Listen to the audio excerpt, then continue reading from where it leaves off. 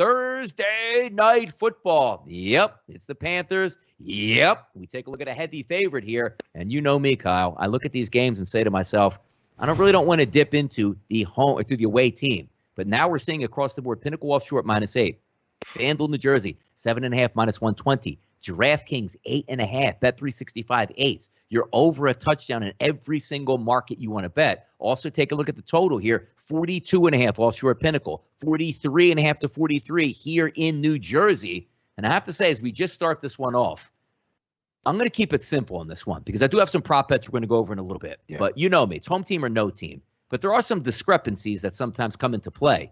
Look at the Carolina Panthers tonight, Kyle. I'm going to go over just, the positions or the position groupings, right? Quarterback, better on Carolina. Offensive line, better on Carolina. Running backs, better on Carolina. Wide receivers, better on Carolina. Let's flip it over here. Defensive line, better on Carolina. Linebackers, better on Carolina. Secondary, better on Carolina. Do you see what I'm going here? Do I want to outsmart myself? Be like, hey, I know everybody's out there, and you know me. I'm probably not going to have a side wager on this game, and I usually look to the home team. But, Kyle, when I'm looking at a game and trying to break it down, keep it at its simplest elements here. Every single spot on the field is towards the Carolina Panthers. Yeah, and that Carolina defense you brought up, which was what we thought might be a hole, they're the only team in the NFL who've scored double-digit fantasy points in both weeks 1 and 2. They've certainly upgraded. A.J. Boye may make an appearance for them tonight for the first time as well. He's a nice player in the secondary.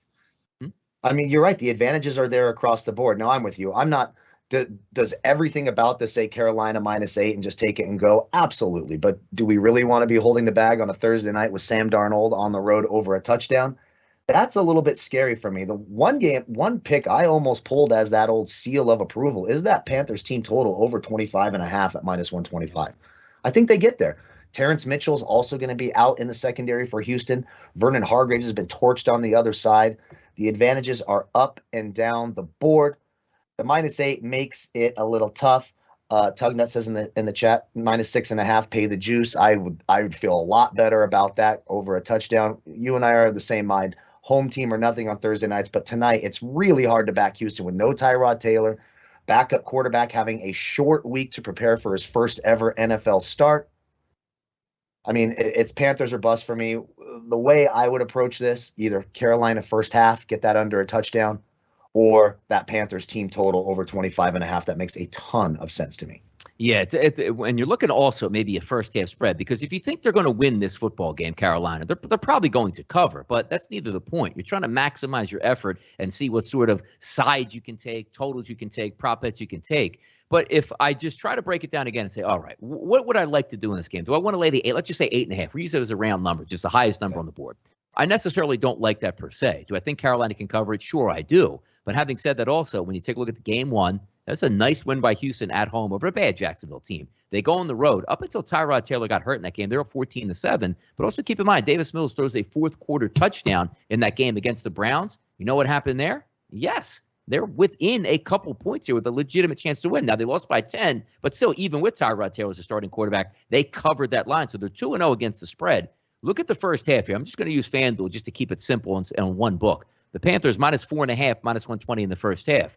If they're up a touchdown at the break, which you think they should be, they're probably going to carry the game anyway. But having said that, if they're down at the half or not covering the 4.5, it's probably a good chance that Houston is in this ball game and maybe in this all the way to the end. So if I'm looking to bet a side in this game, it would be the Carolina Panthers probably to be up a touchdown at the break. And then who cares if you come through the back door late in that ball game? It won't have any bearing on that. You get an honest half of football out of both teams. If Carolina doesn't play well, probably not going to cover the full game. If they play well, they're probably going to get the cover at the half. And also, who cares what happens, as we like to say, in the second half. We saw it week one, Kyle, right? Bad team, young quarterback, Jets, blowing them away. You let them get back in the game in the fourth quarter, but it didn't matter. Right. You weren't going to lose the game anyway. I don't want to get caught up in that trap here tonight.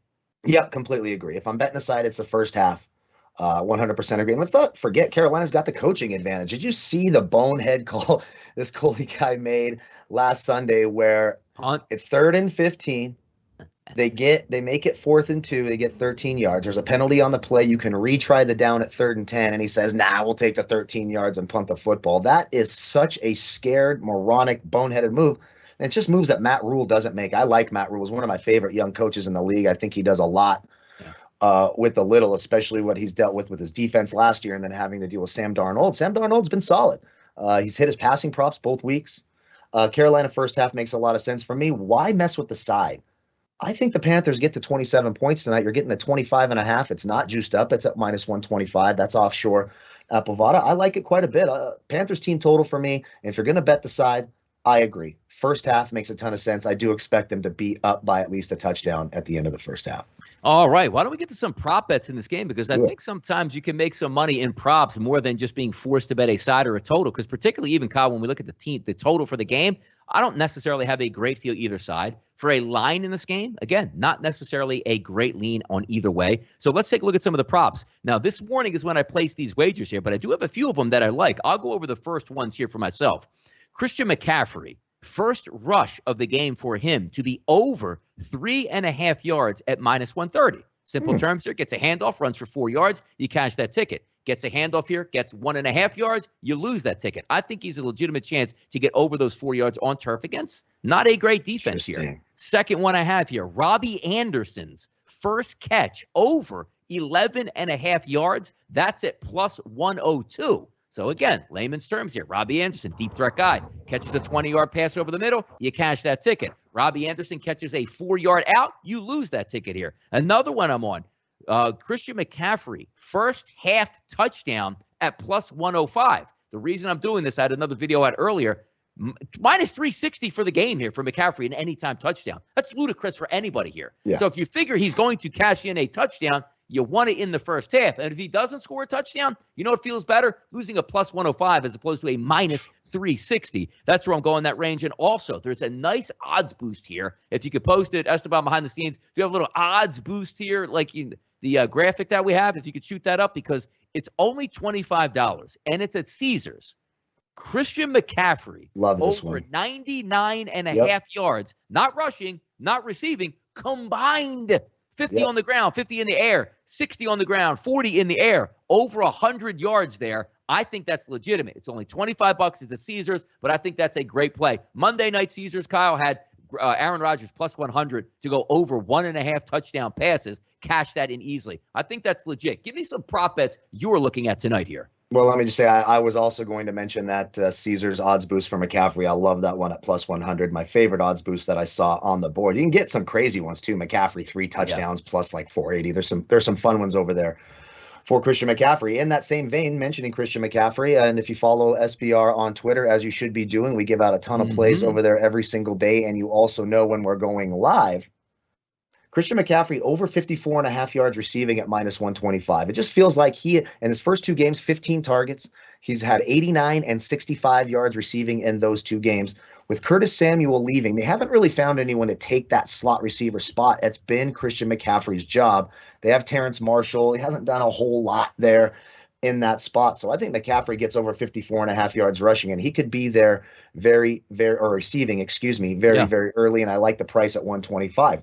Another receiving prop, Robbie Anderson has not had a great start this season, but I'm looking at his receiving yards over 46.5 at one catch. That's one catch. And we mentioned Vernon Hargreaves. So he lines up all over the field. He's been on the left 36% of the time, in the slot 36% of the time, and on the right 28% of the time. Vernon Hargreaves has been absolutely torched on that defensive right side, offensive left side, giving up over a half a fantasy point per out ran against. Their other starting perimeter quarter, Terrence Mitchell, will not be there tonight, so they're going to be thin on the other side. I think this is the night Robbie Anderson gets going. Big play potential, and you're right. That could be one play for Robbie Anderson. Random mentions in the chat box, over 18.5 for his longest reception. Absolutely. So I like that over receiving yards prop for Robbie Anderson quite a bit as well. Those are 2 I really went with.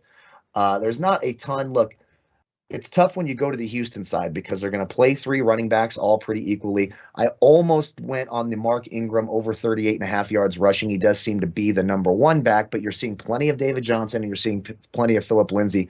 So that makes it a little dicey.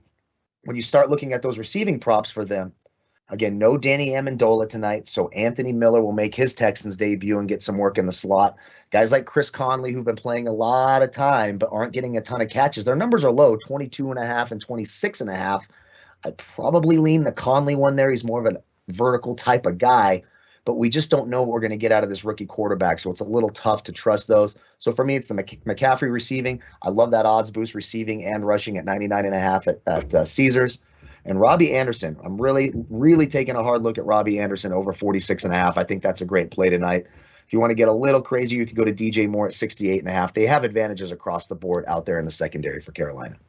Yeah, it makes it look. There's a lot of bad sides this week for usually, because I have Carolina circled here as a possible wager. Obviously, I'm not going to take a side. If I was betting anything in this game, Kyle, it'd be the -4.5 in the first half. But you're going to see a little, same story here over these next couple games where you look at these and go, none of this interests me from a side perspective. Now, there are some other bets that I do like throughout these cards throughout the weekend. But when you're taking a look tonight, like if you have a standalone game in the Panthers Texans, I'm not all fired up to take the +8.5, the -8.5, or whatever you have. But I do like those prop bets. I think we can find some on those. So if you're looking to bet any game tonight here, because I don't have any money on a side or a total. If I were to bet this one, Kyle, it would be the -4.5, but I do have money on those prop bets here. So while we wrap this game up here before we get out of this one, any final thoughts on this game between the Panthers and the Texans?